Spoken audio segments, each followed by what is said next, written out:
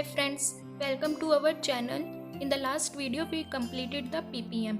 Now we will see the comparison between PAM, PWM and the PPM. In the pulse analog modulation, these pulses will work as the carrier signal and this blue sketch is our message signal.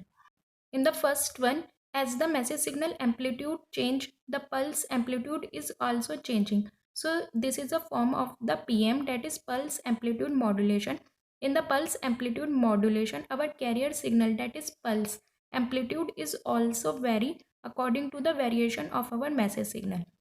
Next one is PWM, that is pulse width modulation. In the pulse width modulation, the pulse, that is our carrier signal width is changing according to the variation of our message signal amplitude. Next one is PPM, that is pulse position modulation. In the pulse position modulation, our carrier signal pulse position is changed according to the message signal.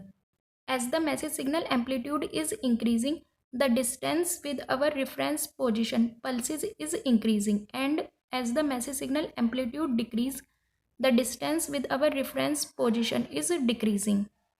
So in this way we are drawing the resultant wave of all the three modulation scheme.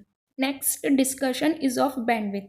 For the PAM we require the less bandwidth and its bandwidth depend on the width of the pulses. For the PWM we require the high bandwidth and it depends on the rise time of the pulses.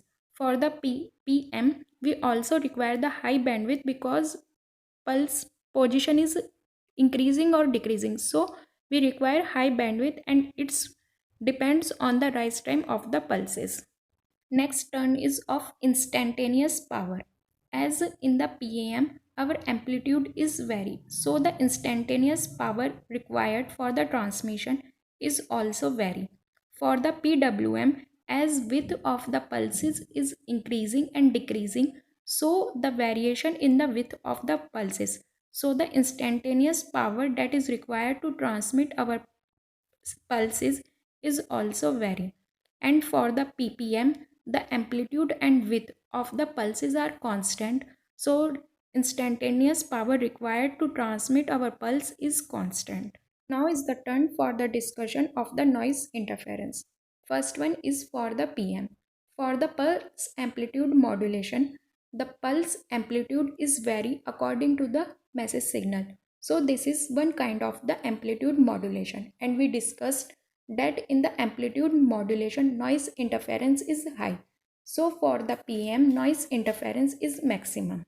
For the PWM, that is pulse width modulation, noise interference is less as comparison of the PM.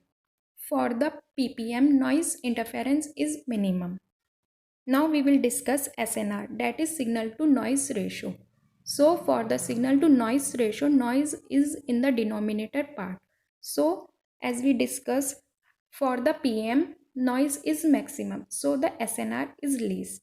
For the PWM, SNR is medium value, and for the SNR of the PPM, as noise is minimum, so SNR, that is signal to noise ratio, is maximum. We will discuss that at the receiver end synchronization with the transmitter is required or not.